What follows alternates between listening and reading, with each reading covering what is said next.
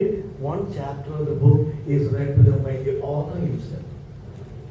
And many ladies now write to me and say, Father, I have finished one book, send me another. I send another, I send another.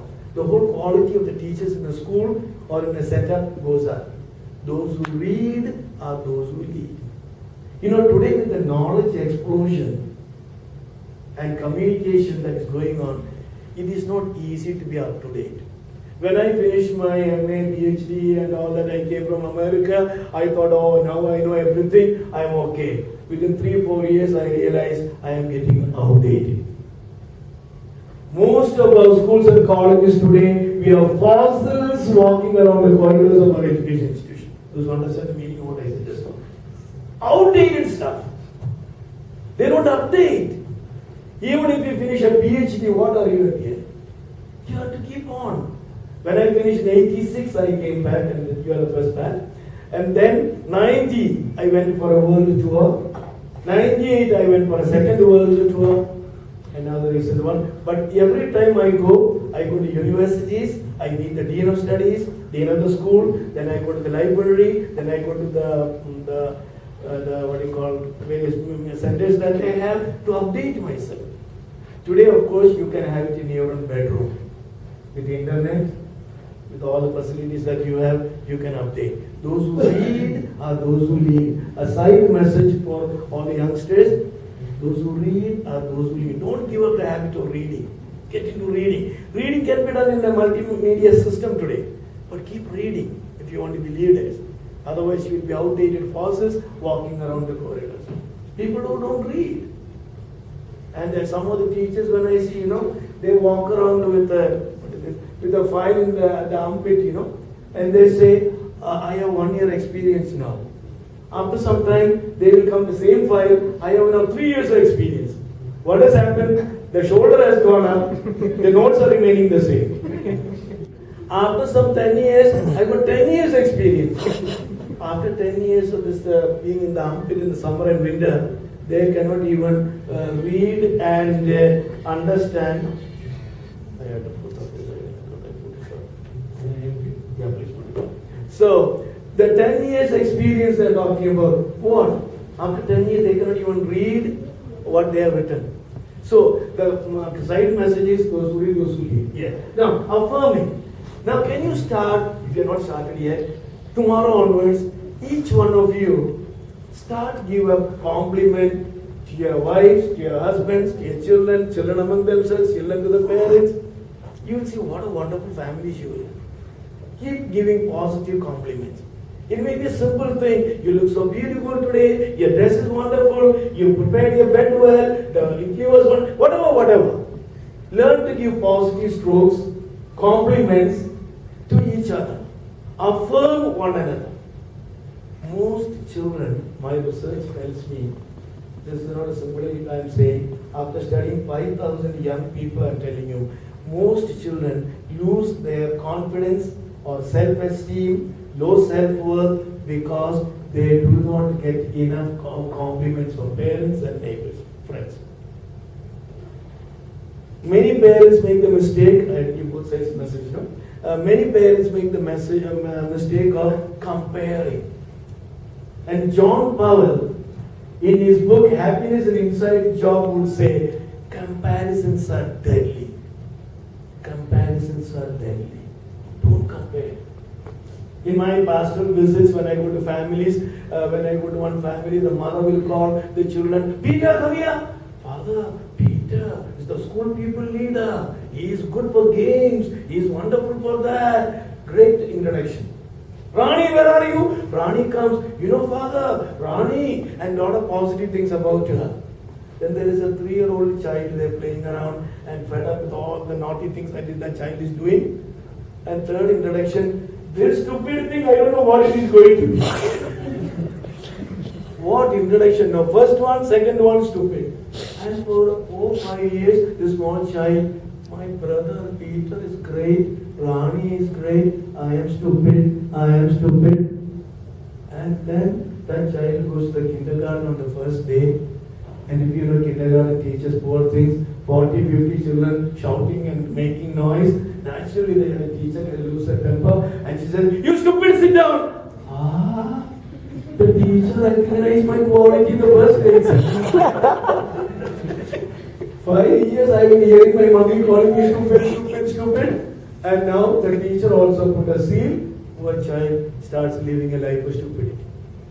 Whenever I see children with low self-esteem, with low self-confidence, shy, withdrawn, sulky, and even up to the point of suicide, one of the main reasons, comparisons and comparisons.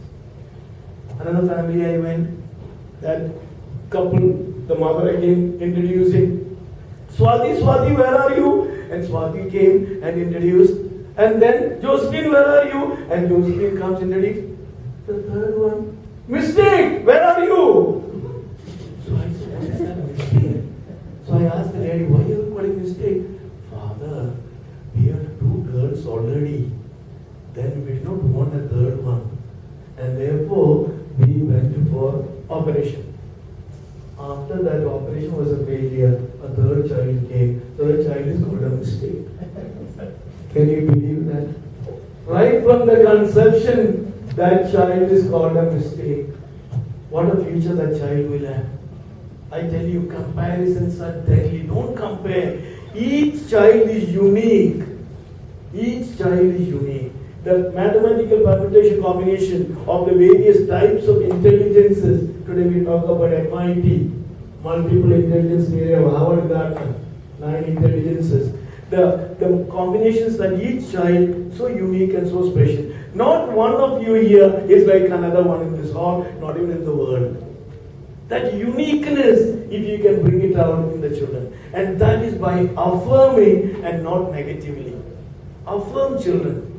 And for that matter, parents should affirm children. Children should affirm parents too. Even at the age of 71, when people affirm me, I feel great.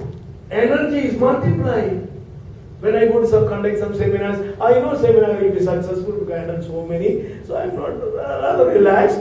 But at the end of the seminar, when so many teachers come and so many principals come, Father, that was wonderful. Wow, I grow taller.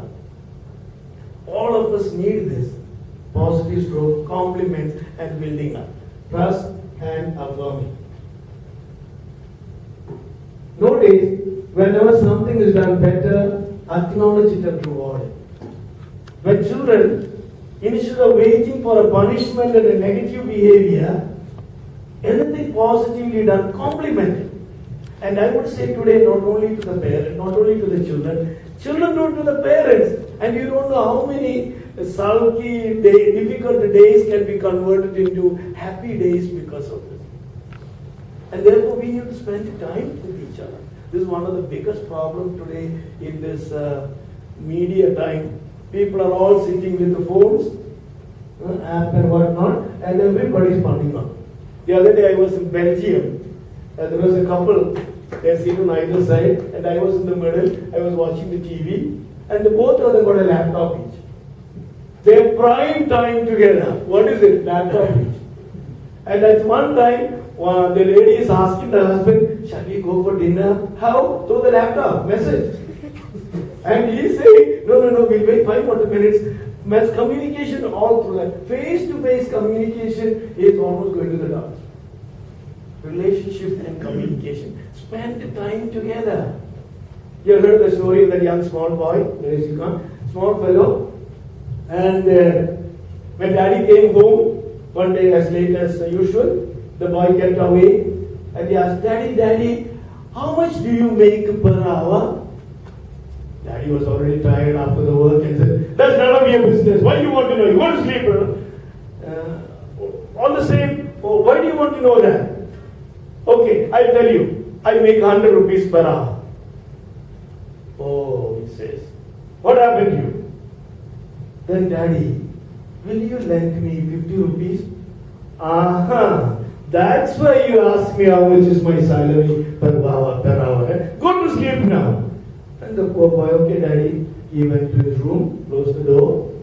Daddy thought for a while, my son never asked me for money. First time he has asked for some money. And I, in my anger, My things didn't go well in the office. I told him, shut up, go to the bed.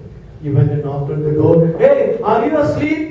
And the boy said, no, daddy. Can I come in? Yeah, the daddy. He went and opened the door and daddy came in. And daddy said, I'm sorry, my son. I was a little disturbed in the office. That's why when he asked for the money, I was rather rude. Here is your 50 rupees. And the daddy gave him 50 rupees. And the boy took the money with all joy and happiness, ran back, lifted a big pillow, and he had some crumbled notes there. He took some more money, 5 rupees, 2 whatever, and he put it together. Then daddy got more angry. You already had money. Now you wanted more to buy your ice cream or toy, whatever, silly fellow. And the boy says, no, daddy. Now I have 100 rupees. I have 50 rupees with me. With your 50, I have 100 rupees. Can I pay you this 100 rupees? Will you come tomorrow 1 hour early from office? So many days I want to spend some time with you, but you are busy. You are not trying for me. I pay you 100 rupees, daddy. Please come tomorrow. You can imagine the feelings of that daddy. How he had neglected his son.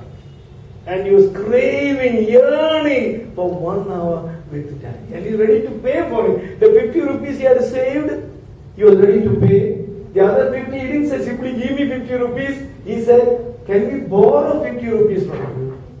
Now this is a message for both again. Parents and children. Wives with the husbands, husbands with the wives. Spend your prime time with your spouses and with your children. Spend your prime time. Yeah. Congratulate when people do the right things.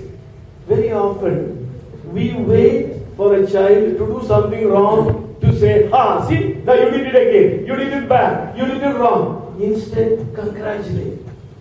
Our research tells us, average child below the age of 5 receives 431 times do's and don'ts.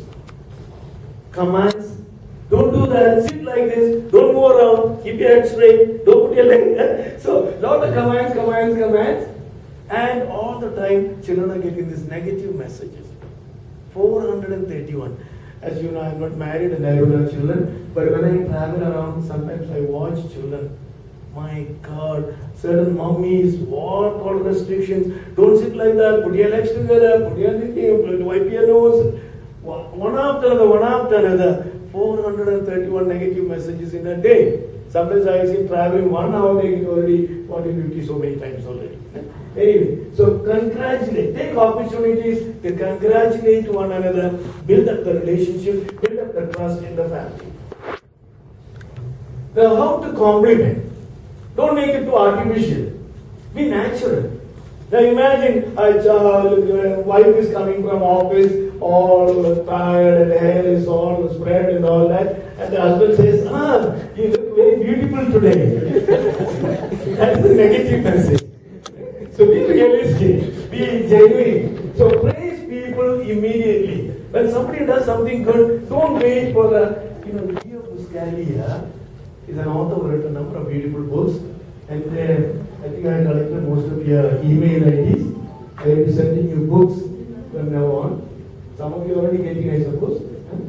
So, Leo Buscaglia, he says in one of the books, the name of the book is Bus 9 to Paradise. Name heard it? Bus 9 to Paradise. Now he says there, listen carefully now, most people receive maximum number of flowers when they cannot see it. When is it? When they die. When they are dead and body in the coffin, wreath after wreath, wreath after wreath, wreath after wreath, he is buried with the flowers. So he says at the end of the book, can you give a flower a day rather than keep all those flowers for the funeral? When I say flower, it doesn't mean a physical flower. Can you give a compliment? Can you give an acknowledgement? Can you praise the person when he does something good? Very often, funeral orations, eulogies they say.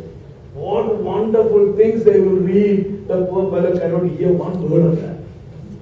But when he could have heard, we are all negative comments all the time. So please make it a point, give a rose a day. I would say these two words that I am saying, these two suggestions. Compliment every day. Give a rose every day to your parents, to your children, to your spouses, and you will see what beautiful families you will have. Trust will be there, relationship will be there, joy will be there. You will be loving and lovable. Loving and lovable. Yes. Sorry. Be specific about what they did right and not. So don't say, good. Mention what was good about it. You say what is good about it. Specific. Share your positive feelings about what they did. Today I felt so wonderful when you came and performed so well. Today I felt so great when you cleaned up that. Compliment and mention what they did. And let's not be artificial, let it not be, yes. Encourage them to keep up the good work. Focus, continue doing that, yes. A paradigm shift, I already mentioned the paradigm shift from one way of looking at change into another way. That's a simple explanation of paradigm shift. Now, usual paradigm is, I got you wrong again. Here goes she again. Again she did it. This is one type of paradigm. Instead, change the paradigm into, I found you doing things right. Policemen very often wait to catch people, especially at the end of the month, no? They wait somewhere to catch you. Whereas good policemen should be in the open, facilitating the flow of the traffic, facilitating the relationship, preventing theft and murder. That is a good policeman. So also here, a good parent is one, don't wait for my son or daughter to do something wrong and say, here again, how many times you have done that? How many times did I tell you? Have you heard that? How many times did I tell you? But change the vocabulary to the other. Positive compliments. What we give attention to grows, and what we ignore withers. This is a very powerful sentence. What we give attention grows. So give your attention to the positive things. And what you ignore wither, dies away. So the boy, the girl have done something wrong, just ignore, just very gentle, ignore it. Don't make too much noise and focus, otherwise that will be the point where he will grow and not the other. Treat everyone with respect and understanding, age, position, etc. These are very two important things here. I remember once one boy was asking, a small fellow, his elder brother was in trouble. And mommy, daddy was all the time worried and trying to do everything possible. And this boy went asking, Dada, if I get into trouble like that, will you do the same for me? See the child asking already. They want treatment equal. And I tell you, young boys and girls, children with the age of 3, 4, they look for justice. Sometimes we take it for granted. I don't know if I have told you this old story. That the couple in Bangalore, there was a lady who was a housewife and her husband was working in something office. And whenever they come home, there will be a report card by the wife, how the son has behaved. They had a 3-year-old boy. And this boy used to get every day 3 o'clock glass of milk. One particular day, a guest had come. Therefore, his mother was busy till 2:30, 2:45. She went just to rest a little bit. 3 o'clock, the boy comes. Mama, my glass of milk. Mommy was so tired and wanted to have a wink of sleep. And she said, go away, don't come now, I'll give you afterwards. Mama, it's already 3 o'clock. I told you, get lost. And the boy, at the age of 3, picked up that message so strong. Mama told me to get lost. He was so upset. He went and sat in a corner of the room and he wouldn't get up. Mama got a 3:30, 3:45, got a glass of milk. Here, glass of milk. I don't want it. Yeah, it's a glass of milk. I told you I don't want it. And he sat there, upright, very stubborn, so to say.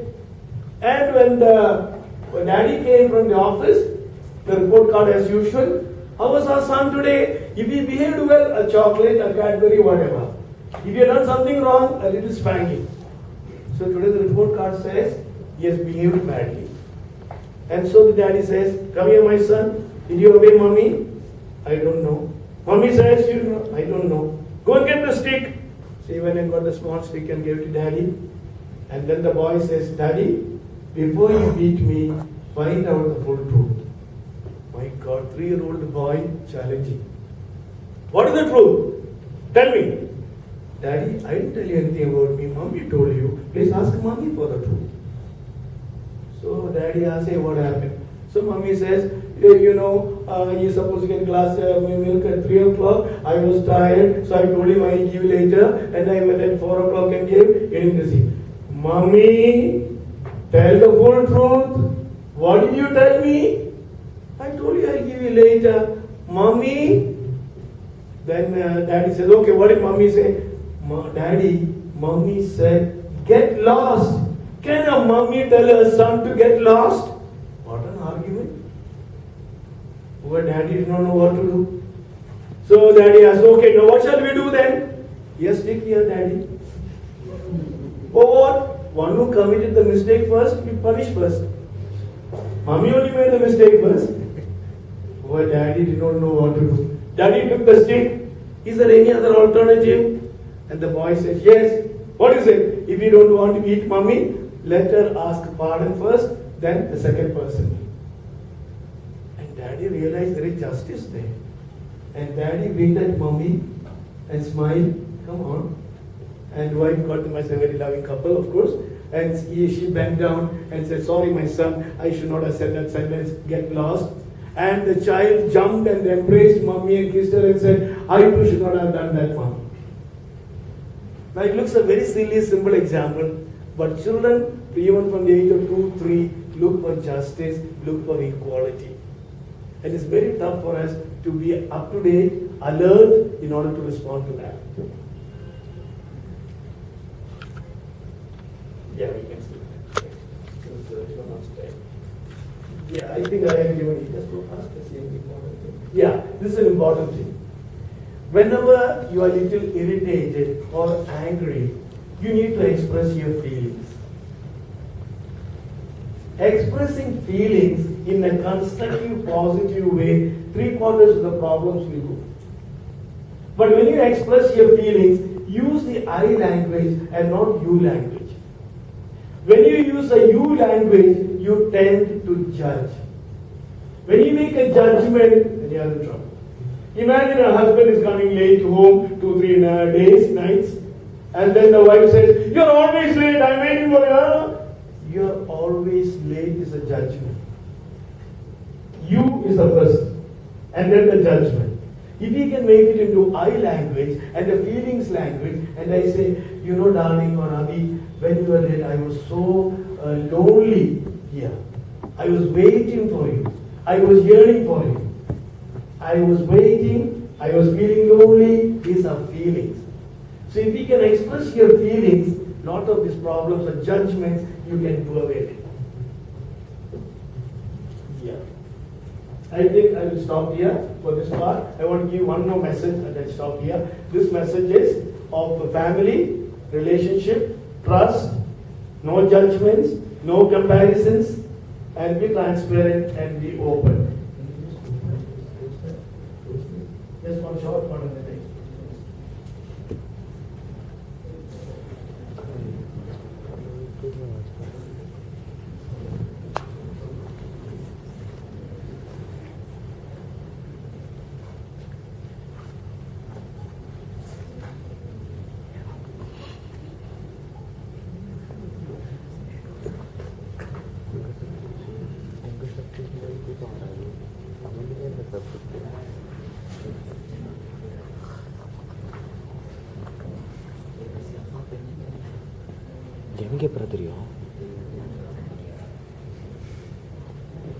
This is the new revolution that I have started in North India, in all the schools and families and so on. That is what is called a dad revolution.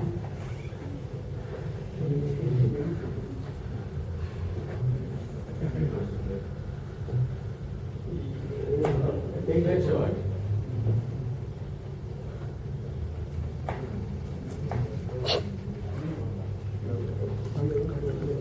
Open it again and put it on the. Can you read it? 40%.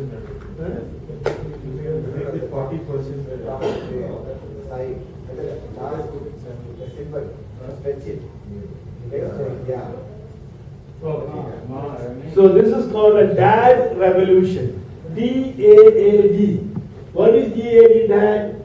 Do an ark a day. Do an ark a day. Dad revolution. And God will receive you with open arms to eternal bliss.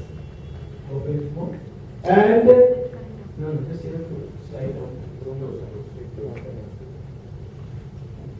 Pull it down. Okay. So what is ark? Do an ark a day.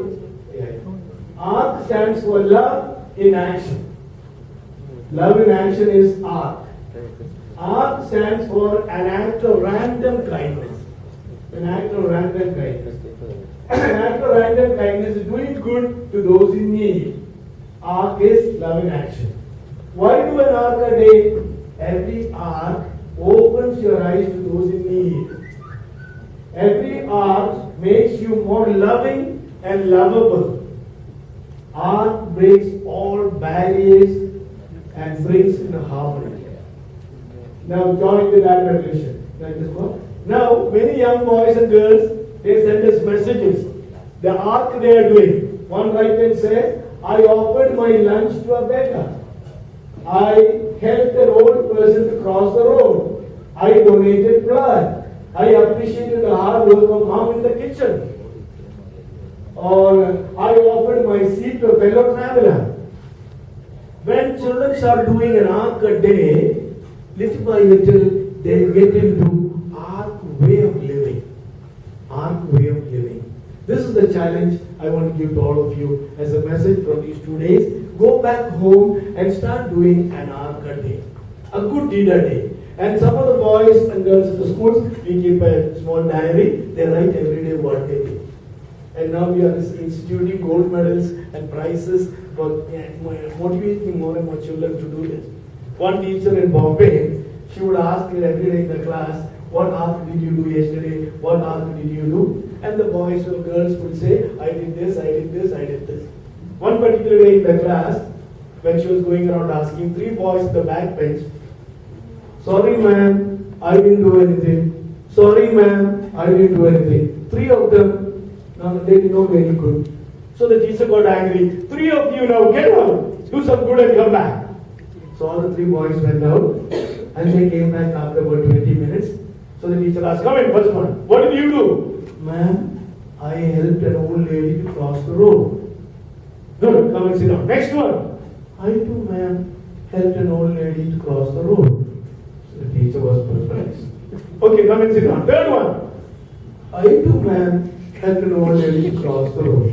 The teacher asked, why 3 of you did the same? Ma'am, that old lady did not want to cross the road at all. She wanted to do some good. So we carried her across and put it came back. The point is, when you are doing an ark, make sure you reach out to the need of the other. Sensitivity to the need of the other, not your need. Not to get your name in publicity or in the magazine or get some show. No. Do an ark because of that. You know, when I was talking to the teachers, something happened to a teacher like this. One teacher, she used to go home for lunch and come back during the lunch period. So every day she goes for lunch. After 45 minutes to 1 hour she takes her lunch and comes back to class. One particular day when she went, the housemaid had not come. So the lunch was not made.